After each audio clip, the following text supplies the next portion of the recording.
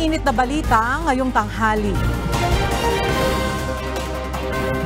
Binabantayang low pressure area ng Pag-asa, isa ng ganap na bagyo. Signal number 1 nakataas sa ilang lugar sa bansa. Paglalayag ng ilang mga sasakyang pandagat sa ilang parte ng Mindanao suspindido dahil sa bagyong Aghon. Pangulong Ferdinand Marcos Jr. nakatakdang bumiyahe ng Brunei at Singapore para sa state at working visits. Presidential Advisor for Poverty Alleviation planong maghain ng impeachment complaint laban sa mga mahistrado ng Supreme Court. Yellow alert muling idineklara sa Luzon at Visayas grid ngayong araw. Ilang mga lugar nakaranas ng brownout kahapon dahil sa kakulangan ng power supply. At presyo ng langis nagbabadyang tumaas sa susunod na linggo. Magandang tanghali mga kasangbahay. Ngayon po ay araw ng Biyernes, May 24, 2024. At una sa mga balita ngayong tanghali. Nakatakdang umalis sa susunod na linggo si Pangulong Ferdinand Marcos Jr. para sa state visit sa Brunei at Shangri-La Dialogue naman sa Singapore. Bahagi pa rin ito ng patuloy na pakikipag-ugnayan ng Pangulo sa ibang mga bansa para mapalakas ang ating ugnayan at makahikayat ng mga mamumuhunan sa Pilipinas. Mula sa Malacanang, makibalita tayo kay Nel Maribuhok live. Nel, ano-ano ba ang mga inaasahan sa official visits ni Pangulong Marcos Jr. sa Brunei at Singapore? Yes, Ella, inaasahan na ilang kasunduan ng malalagdaan sa pagitan ng Pilipinas at Brunei. Ayon kay Department of Foreign Affairs Office of the Asian and Pacific Affairs Assistant Secretary Eileen Menjola Rao, may kaugnayan sa agrikultura, maritime cooperation and tourism ang lalagdaang kasunduan ng dalawang bansa. Ayon naman kay DFA spokesperson Teresita Daza, bukod sa pagharap sa Filipino community sa Brunei, makikipagpulong rin si PBBM sa mga negosyante. There will be business forum where the president will meet with top members of the business sectors to promote trade and investment relations between the Philippines and Brunei Darussalam. Sa May 28 hanggang 29 ang state visit ni PBBM sa Brunei Darussalam. Pagkatapos ito ay diretso si Pangulong Marcos sa Singapore para naman dumalo sa Shangri-La Dialogue ng International Institute for Strategic Studies, kung saan magbibigay siya dito ng talumpati, sentro ng dialogo ang ukol sa issue sa defense at security sa mundo.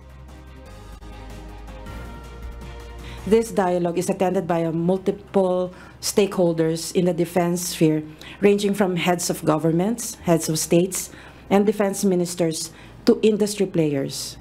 Through this platform, the Philippines will have the opportunity to provide these stakeholders an important source of accurate, objective information on international strategic issues important to the region.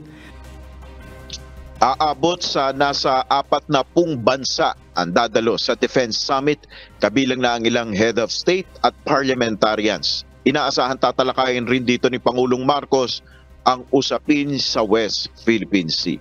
Yan muna ang ating update. Balik sa iyo, Ella. Maraming salamat, Nel Maribuhok. Nadagdagan pa ang bilang ng mga lugar na naapektuhan ng matinding tagtuyot dahil sa umiiral na El Nino phenomenon. Inatasan naman ni Pangulong Ferdinand Marcos Jr. ang mga ahensya ng pamahalaan na patuloy na makipag-ugnayan sa mga lokal na pamahalaan upang mapaghandaan naman ang darating na panahon ng tag-ulan. Nagbabalik si Nel Maribuhok.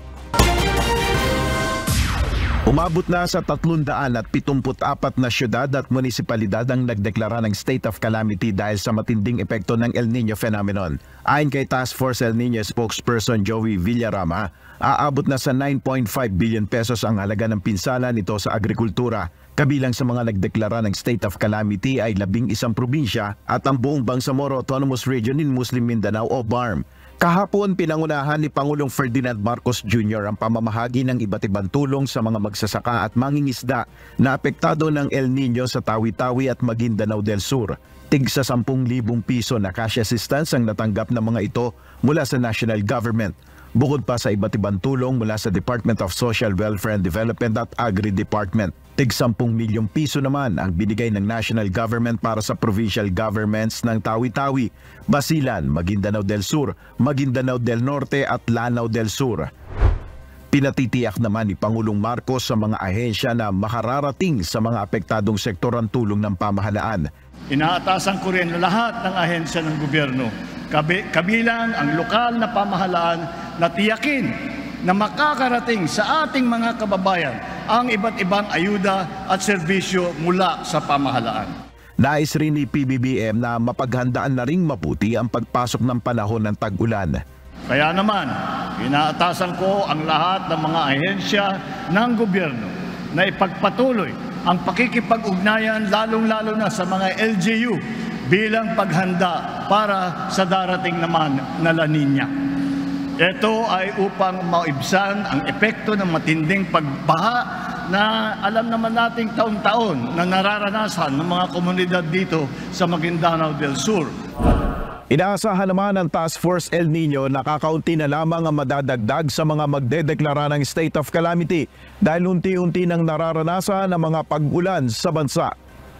Nel Maribuhok, UNTV News and Rescue, Diyos ang aming sandigan, serbisyo publiko ang aming pinahalagahan. Inaasahan ngayong Hunyo ay magsisimula na ang transisyon mula sa El Nino phenomenon patungo sa La Nina.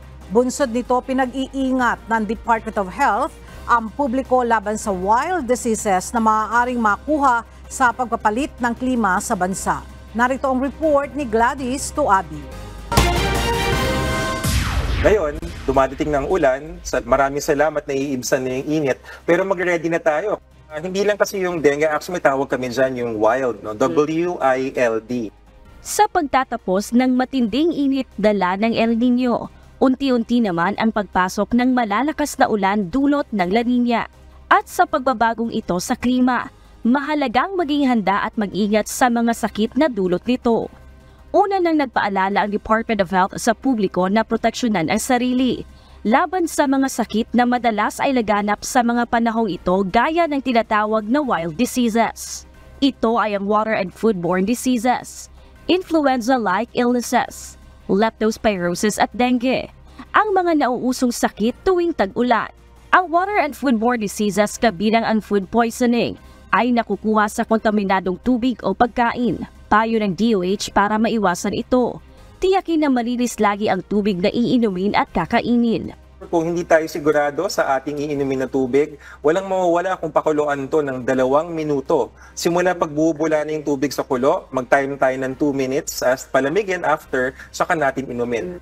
Ang influenza-like illness na may sintomas na ubo, lagnat at sipon ay nakukuha dahil sa pagbabago ng panahon.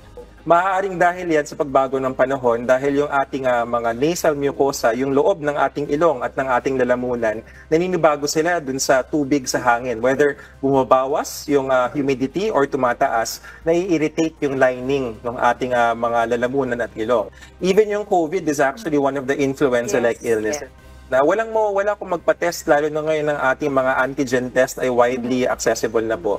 Pero chances are, maaaring ito po ay pwedeng dahil sa pagbago ng panahon or ng allergy. Muli namang nagpaalala ang kagawaran na iwasan ang paglusong sa tubig baha.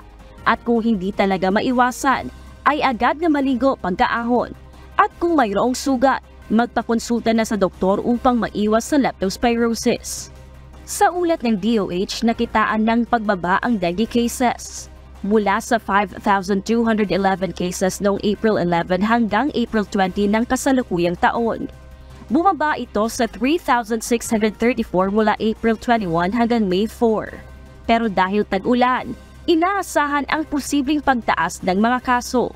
Siguraduhin natin na wag na yung nag-iipon ng tubig at gumamit tayo ng self-protection measures. Pwede naman tayong mag-long sleeves, basta natatakpan yung balat, and also yung mga mosquito repellent lotions. Mahigpit na paalala ng Department of Health sa publiko kung nakararamdaman ng alinmang sintomas o sakit, huwag itong ipagwalang bahala. Huwag basta uminom ng gamot. Sa halip ay magpakonsulta muna sa doktor upang ma-check at magabayan sa mga susunod na dapat gawin. Gladys Tuwabi, UNTV News and Rescue. Diyos ang aming sandigan, serbisyo publiko ang aming pinahahalagahan. Posibleng magkaroon ng dagdag presyo ang mga produktong petrolyo sa susunod na linggo. Ayon kay Department of Energy Oil Industry Management Bureau Director Rodela Romero, 45 hanggang 65 centavos ang maaaring madagdag sa kada litro ng gasolina. Samantala, inaasahang may 35 to 55 centavos na price hike din sa kada litro ng diesel, habang 45 to 60 centavos naman sa kerosene. Sinabi ni Romero na ang trading ngayong araw ang kukumpleto sa final computation ng magiging adjustments na ipatutupad sa darating na Martes, May 28. Planong masimulan sa Setyembre ang rehabilitasyon ng Guadalupe Bridge sa Makati City na tatagal ng halos 3 taon. Pero bago gawin ang tulay, magtatayo muna ng temporary bridge sa gilid nito para may alternatibong madadaanan ng mga motorista na bumabaybay sa EDSA. Narito ang report ni JP Nunez. Isa sa natala sa isinagawang coordination meeting ng Metropolitan Manila Development Authority o MMDA sa mga city engineers sa Metro Manila at Department of Public Works and Highways o DPWH, ang pagsasailalim sa halos 3 taon na retrofitting ng Guadalupe Bridge sa Makati City upang mapatibay ito laban sa lindol.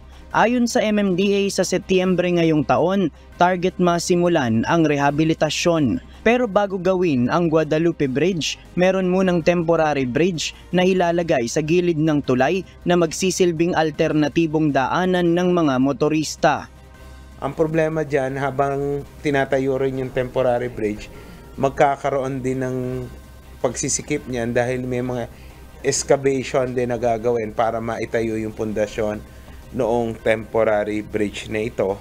Kasama sa mga tulay sa Metro Manila na kailangang i-retrofit ang Guadalupe Bridge dahil sa tagal na rin nito na nasa 60 taon. Samantala, itong Magallanes Flyover, imbis na ngayong buwan sisimula ng konstruksyon, nagdesisyon ng DPWH na iurong ito sa Oktubre. Patatapusin muna ang construction ng EDSA Kamuning Flyover upang hindi ito makadagdag sa pagbigat ng daloy ng mga sasakyan. October na po magsisimula yung pagsasara, pero sa gabi lamang. Hindi na po sila magsasara sa araw. Kapag nagsimula ang construction, maaaring isara ang Magallanes Flyover mula alas 10 ng gabi hanggang alas 5 ng umaga. Meron ng mga traffic management scheme na isinumite ang DPWH sa MMDA kaugnay ng rehabilitasyon ng tulay at flyover. Sa ngayon, aaralin pa ito ng ahensya bago irekomenda sa mga LGU na nakakasakop sa mga kalsada na maaapektuhan ng konstruksyon. JP Nunez, UNTV, News and Rescue. Diyos ang aming sandigan, serbisyo publiko ang aming pinahahalagahan. Nakaranas ng brownout ang ilang mga lugar sa Metro Manila kagabi matapos na isailalim sa red at yellow alert kahapon ang Luzon grid maging ang Visayas grid bunsod ng kakulangan sa supply ng kuryente. Ngayong araw, muli na namang isinailalim sa yellow alert ang Luzon at Visayas grid dahil pa rin sa manipis na reserbang kuryente kaya't hindi pa nawawala ang banta ng posibleng pagpapatupad muli ng brownout sa ilang lugar. At para sa detalye, balikan natin si Jed Neresina live. Yes, Jed, go ahead. Nasa 250,000 customers sa ilang bahagi ng Metro Manila at mga kalapit na lugar ang nakaranas nga ng power supply interruption kagabi dahil sa nananatiling manipis na supply ng kuryente sa Luzon at Visayas. Sinabi ng power distributor na Meralco na sinimulan nilang ipatupad ang manual load dropping sa ilang bahagi ng Metro Manila at mga lalawigan ng Bulacan, Cavite at Rizal.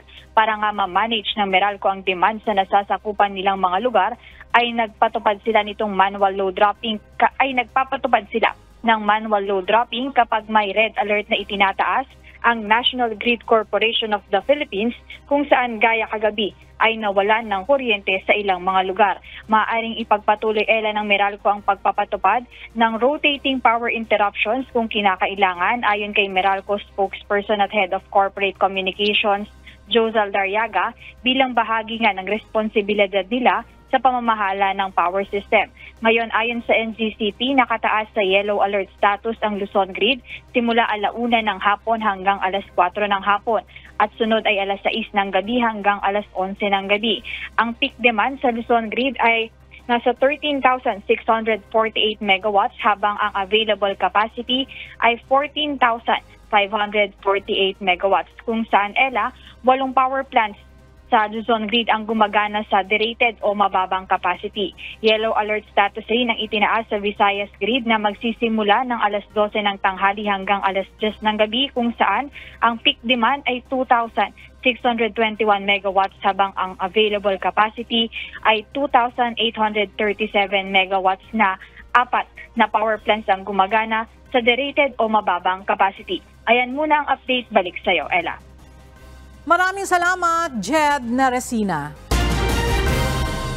Isa sa ilalim sa surgery o operasyon ang isa sa 5 overseas Filipino workers na sakay ng Singapore Airlines na tinamaan ng matinding turbulence noong Martes. Ayon sa Department of Migrant Workers o DMW, ooperahan ang naturang babaeng OFW sa Bangkok, Thailand matapos magtamo ng bali sa leeg at sugat sa likuran.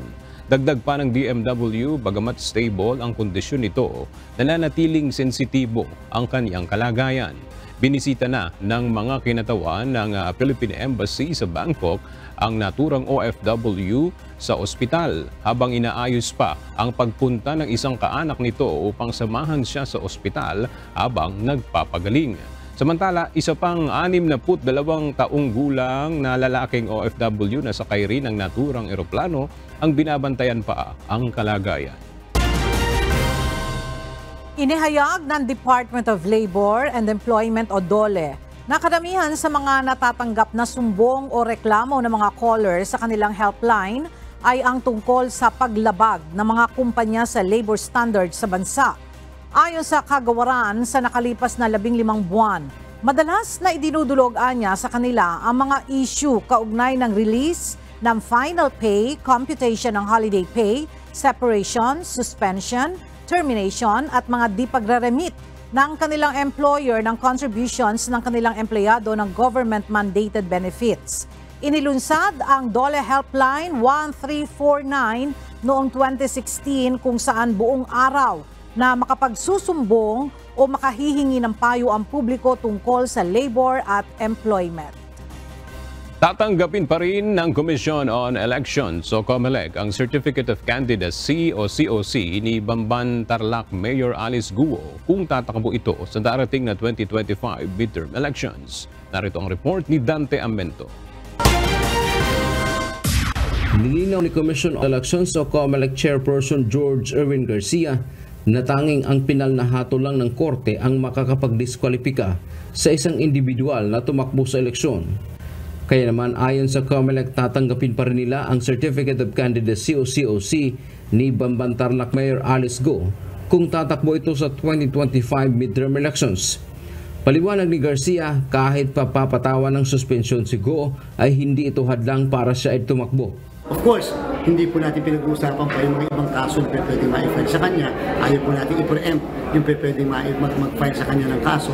Una nang inirekomenda ng Department of the Interior and Local Government o DILG na suspindihin ang alkalde kaugnay sa isyu ng pagkakakilanlan at citizenship nito.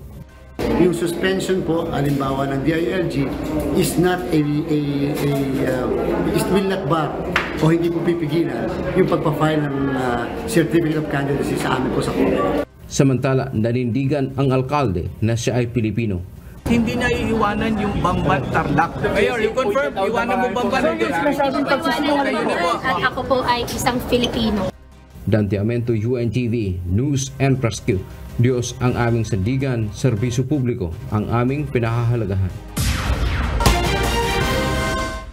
Tuluyan na inalis sa pwesto bilang pinuno ng Western Command si Vice Admiral Alberto Carlos. Gayunman, sinabi ng Armed Forces of the Philippines na walang kinalaman dito ang pagkakadawit ng opisyal sa sinasabi ng China na New Model Agreement sa West Philippine Sea. Ngunit para sa China, ang pag-aalis kay Carlos ay malinaw na indikasyon na mayroon talagang nabuong kasunduan. Narito ang report ni Ryan Lacanlale. Kinumpirma ng Armed Forces of the Philippines na tuluyan ng pinalitan sa pwesto ni Rear Admiral Alfonso Torres Jr. si Vice Admiral Alberto Carlos bilang pinuno ng Western Command. Kasunod ng kanyang pagkakarilib sa pwesto, si Carlos ay maa-assign sa General Headquarters Support Command sa ilalim ng Office of the Chief of Staff. Ngunit paglilinaw ng AFP, hindi parusa o demosyon ang paglipat kay Carlos sa pwesto. I'd like to put into perspective now, once you get reassigned or transferred to another post, it's never a form of punishment. It's part of our role. Kahit kami, umiikot talaga kami.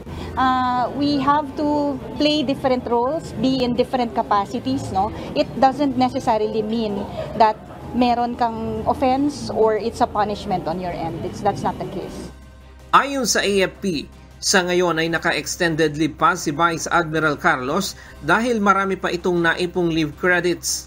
At dahil mahalagang posisyon ng Western Command, lalo na sa mga usapin sa West Philippine Sea, kailangan maglagay ang sandatahang lakas ng permanenteng mangangasiwa dito. Because Vice Admiral Carlos is still on leave. So for a long period of being staying on leave, we need to put in a permanent position on that particular aspect because very critical po yung ating area ng Western Command. Inamin ni Carlos sa Senado na may nakausap siyang isang nagngangalang Colonel Lee mula sa Chinese Embassy. Gayunman, itinanggi niya na may napag-usapan sila ukol sa umano'y New Model Agreement. Hindi rin umano niya pinayagan ang pagre-record ng kanilang naging pag-uusap. I received the phone call, sir. I did not initiate the call, and we talked about how to reduce the tension in the West Philippine Sea, particularly during our rotation and resupply mission in Ayungin Shoal. We did not discuss the new model. We did not discuss the term common understanding, new model. Were not part of our conversation. Samantala, ayon sa tagapagsalita ng Foreign Ministry ng China na si Wang Wenbin, ang pagpapalit ng liderato sa Western Command ng AFP ay nagpapatunay na mayroon talagang nangyaring kasunduan sa pagitan ng Pilipinas at China patungkol sa BRP Sierra Madre sa Ayungin Shoal. Ryan Lacanlale, UNTV News and Rescue. Diyos ang aming sandigan, serbisyo publiko ang aming pinahahalagahan. Ang daan-daang mangingisda mula sa Zambales kaugnay sa isinasagawang konsultasyon ng mga kongresista sa issue ng West Philippines. Ang isinasagawang public hearing ay bahagi pa rin ng ginagawang investigasyon ukol sa umano'y gentleman's agreement sa China ni dating Pangulong Rodrigo Duterte na may kaugnayan sa Ayungin Shoal. Mula sa Masinloc, Zambales, makibalita tayo kay Asher Cadapan Jr. live. Asher, ano yung mga napag-usapan dyan sa isinasagawang konsultasyon sa mga mangingisda dyan sa Zambales? Nais malaman at dinggin ng House Committee ang mga kalagayan at karanasan ng mga mangingisda na namamalaot at namamalakaya sa West Philippine Sea o Bajo Masinloc. Partikular na dito yung mga harassment at panggigipit ng Chinese vessels na rumuronda sa bisinidad ng naturang karagatan. Dandang mangingisda na apektado ng issue sa West Philippine Sea ang dumating sa Masinloc Municipal Hall sa Zambales para sa konsultasyon ng mga mambabatas. Kaugnay na pa rin ito sa patuloy na hearing ng House Committee para sa Gentleman's Agreement kaugnay sa issue ng West Philippine Sea. Pinangungunahan ito ng House Committee on National Defense and Security, katuwang ang komite sa West Philippine Sea. Idinaing ng mga mangingisda ang malaking epekto sa kabuhayan at pamumuhay ng mga pangaharang ng Chinese vessels sa Bajo Masinloc. Nagpalabas rin ng video ng ilang mangingisda na nagpapakita ng aktual na pangaharang o enkwentro ng mga ito sa Chinese vessels. Kabilang na dito ang umano'y pangbobomba ng mga barko ng China sa maliliit na bangka ng mga mangingisda. May ring hiling ng mga mangingisda, tulungan sila sa malayang makapamalaya sa West Philippine Sea para sa kanilang pamumuhay.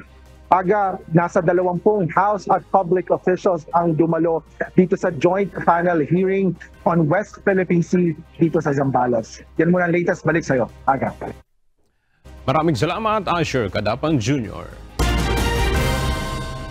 Isinusulong ngayon ng isang mambabatas sa mababang kapulungan ng Kongreso na maiban ang ilang social media applications na posibleng bantaan niya sa seguridad ng bansa, kabilang na ang TikTok. Ayon kay Manila 6th District Representative Bienvenido Abante Jr., ito ay upang matiyak na protektado ang mga mamamayan sa manipulasyon at misinformation campaigns ng mga katunggaling bansa.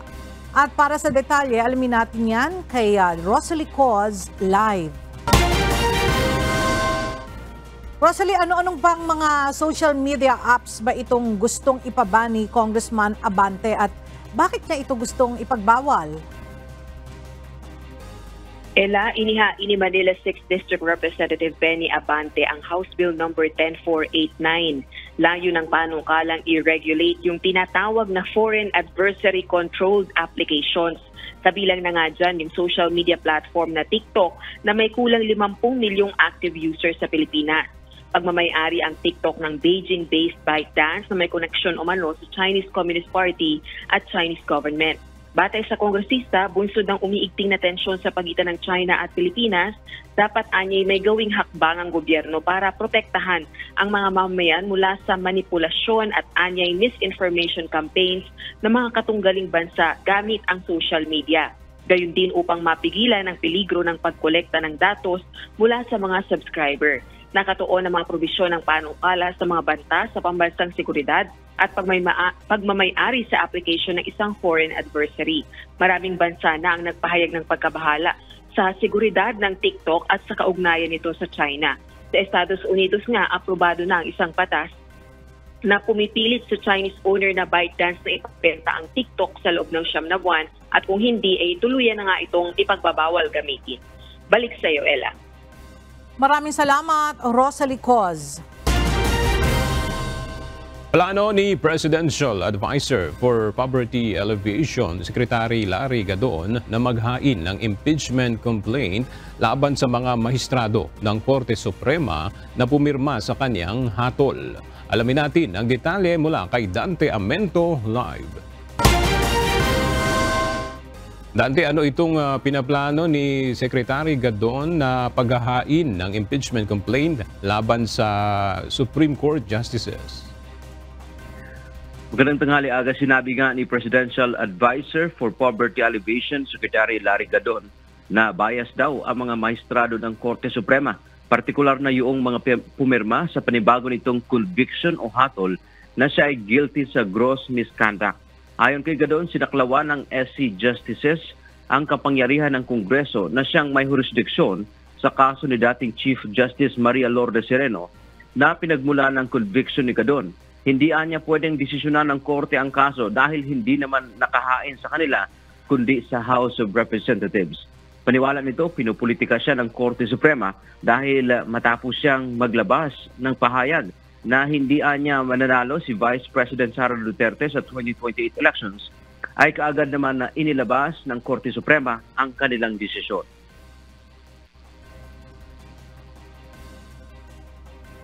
Unang pagkakamali. Sinabi nila na ako raw ay nagsinungaling doon sa complaint ko, sa impeachment complaint, doon sa kay Attorney Lourdes Sereno, doon sa Congress.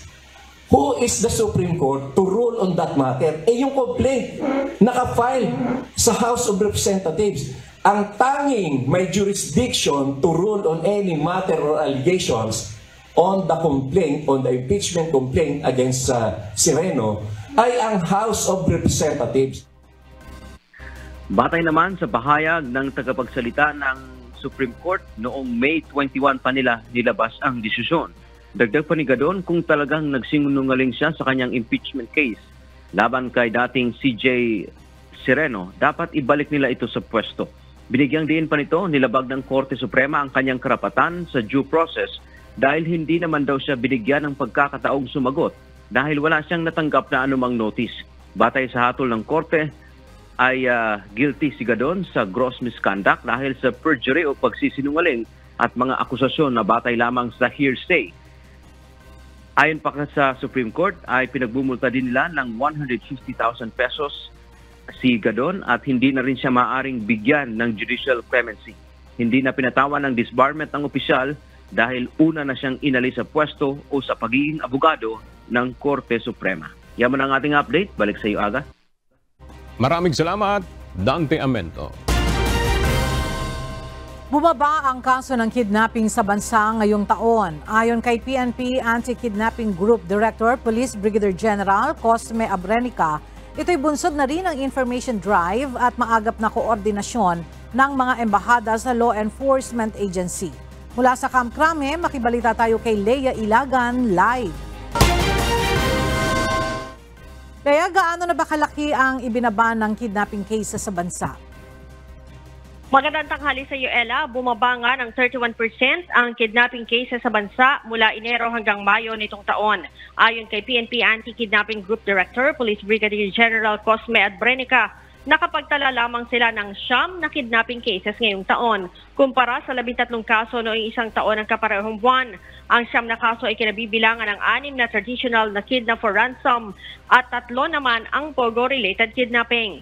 Sa naturang bilang, 2 ang solved na at 3 ang cleared habang 4 ang patuloy na iniimbestigahan. Karamihan, Ella, sa mga biktima ay mga Chinese national at nangyayari ang pangingidnap dito sa Metro Manila. Ang pagbaba, Ella, ng kidnapping case ay bunsod na rin na mga information drive at koordinasyon ng mga embahada sa iba't ibang law enforcement group. Ella? Maraming salamat, Leia Ilagan. Para naman po sa ating ulat panahon, napanatili ng bagyong Aghon ang taglay nitong lakas habang kumikilos sa direksyong Pakanluran, Hilagang Kanluran. Samantala, nakataas na rin ang wind signal number 1 sa ilang mga lugar sa bansa sa pagpasok ng kauna-unahang bagyo sa Pilipinas. Alamin natin ang update sa bagyong Aghon mula sa Pag-asa Weather Forecasting Center. Yes, good morning po sa ating lahat. Ako si Benison Estareja at meron po tayong update regarding sa ating minomonitor na bagyo sa loob ng Philippine Area of Responsibility. Ito po ay tropical depression with local name po na Aghon.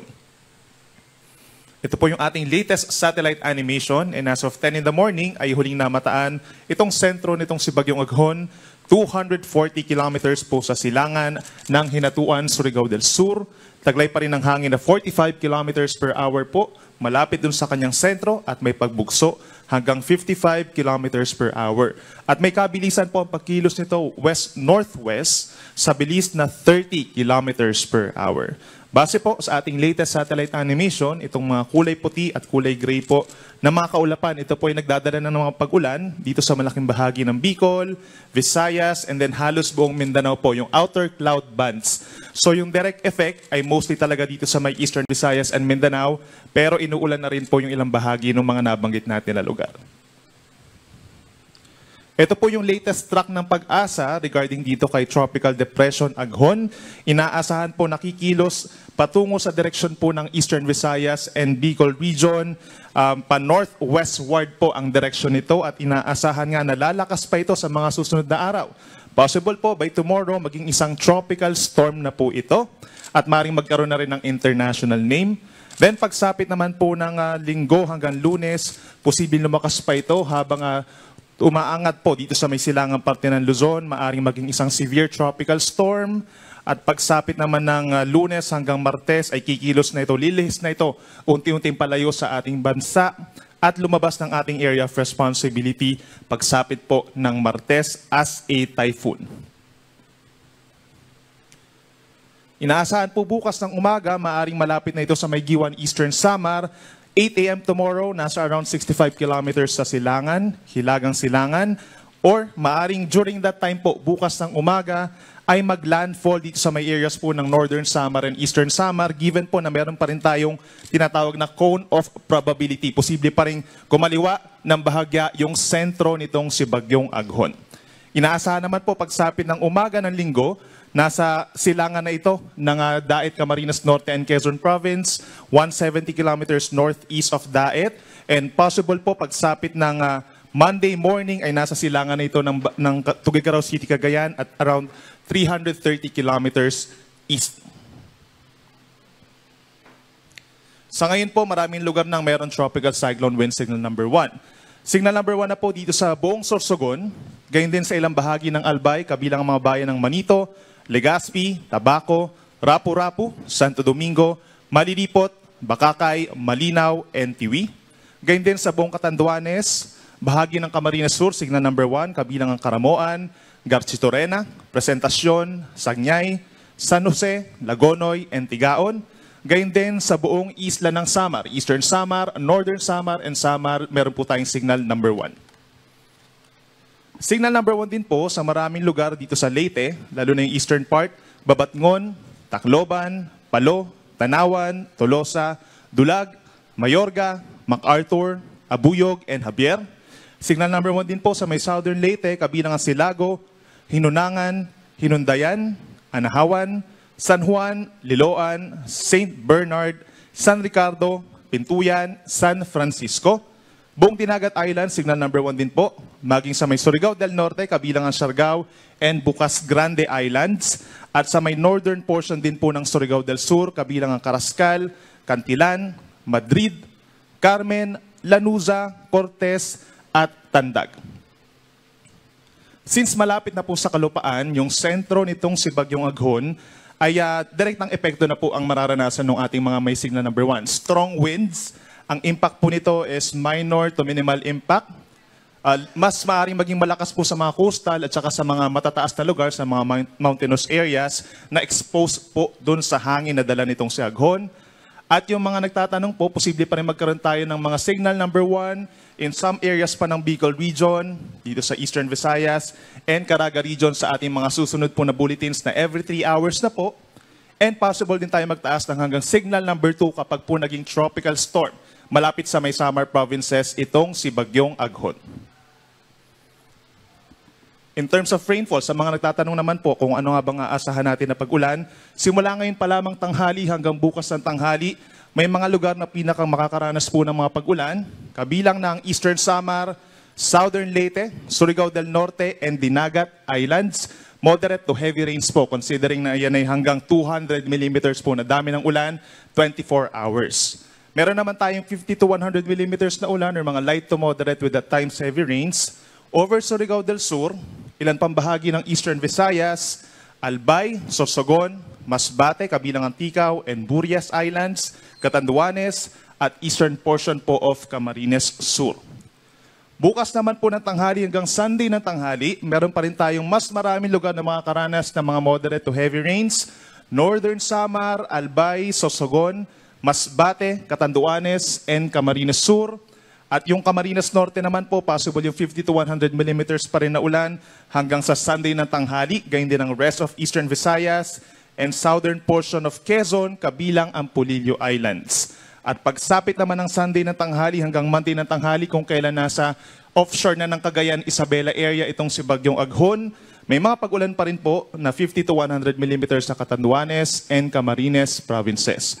Yung mga hindi po natin na ilagay dito ng mga lugar, malapit dito sa mga lugar na ito, kabilang na yung regions of Caraga, eastern portion of Davao region, northern Mindanao, central and western Visayas, ilang bahagi pa ng Mimaropa, plus Calabarzon, Metro Manila, Aurora. Magkakaroon din po sila ng kalat-kalat na ulan and thunderstorms sa susunod po na 2 hanggang 3 araw habang binabagtas nitong si Bagyong Aghon yung silangang parte po ng ating bansa.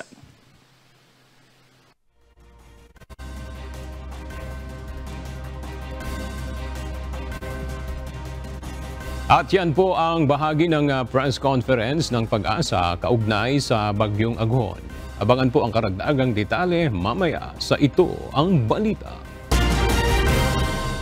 Sinuspinde ng Philippine Coast Guard Station sa Dinagat Island ang pagbiyahe ng mga sasakyang pandagat na may bigat na 300 gross tonnage ngayong umaga.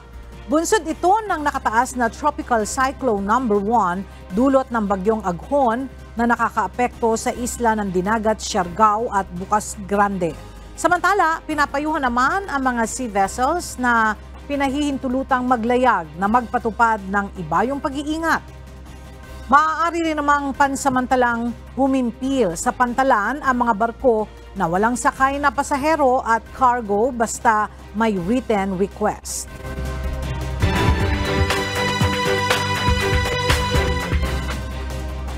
Mahigit 100 mga residente sa Mountain Province ang nagsipagtapos sa iba't ibang training na alok ng Technical Education and Skills Development Authority o TESDA Mountain Province. Ang mga ito ay kanilang mapakikinabangan kung plano nilang magpundar ng maliit na negosyo o mamasukan sa trabaho. Mula sa Baguio City, makibalita tayo kay Grace Doctolero live.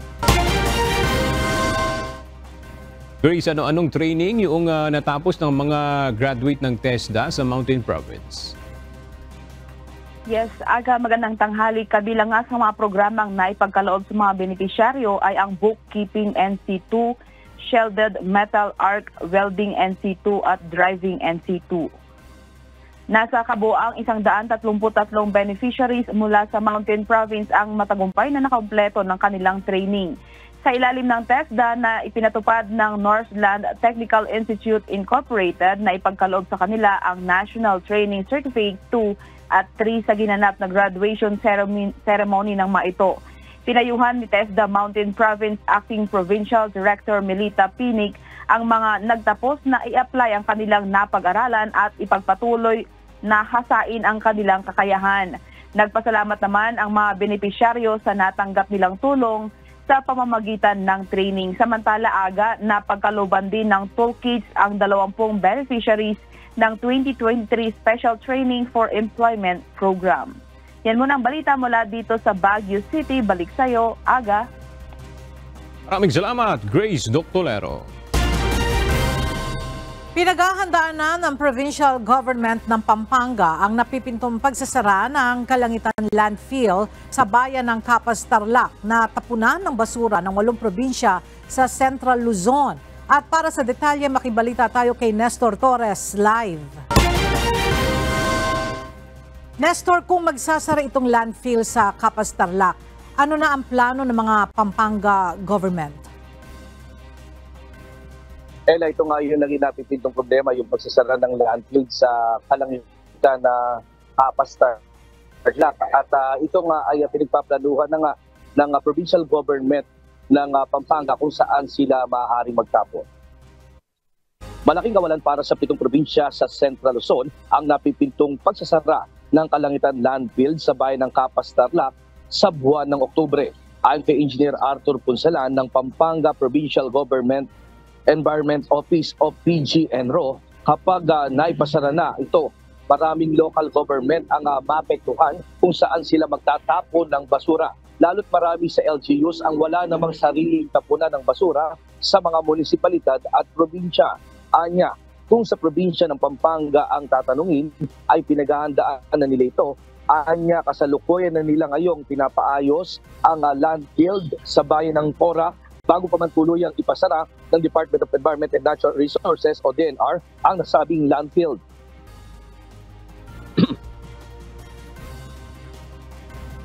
Isinama namin yan sa susunod na Provincial Solid Waste Management Board meeting at magre-recommenda kami kay GOB, no, at kay Vice GOB kung ano yung mga appropriate intervention o solution na pwede namin gawin dito sa lalawigan ng Pampanga.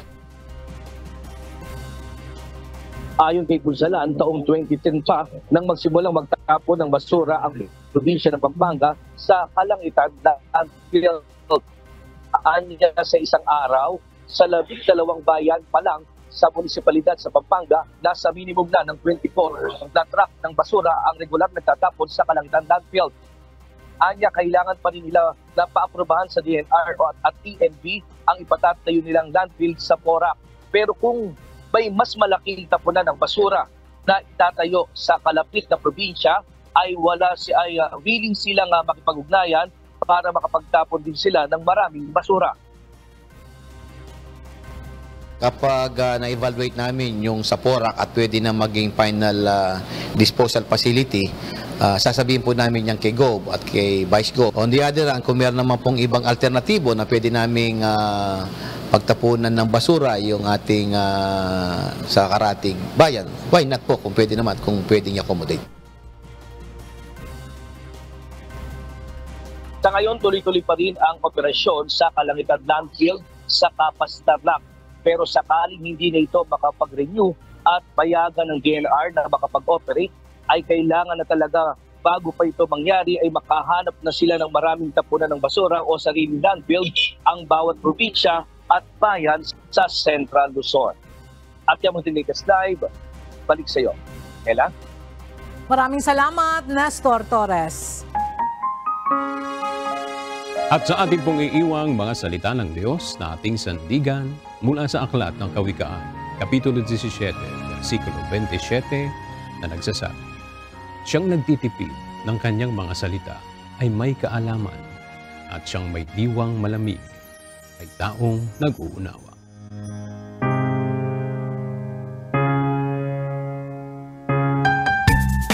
At bago po kami tuluyang magpaalam sa ating balitaan, nais po nating batiin ang Happy Sabbath Anniversary ang ating kasama na si Aga Kaakbay. Wow! Surprise ah!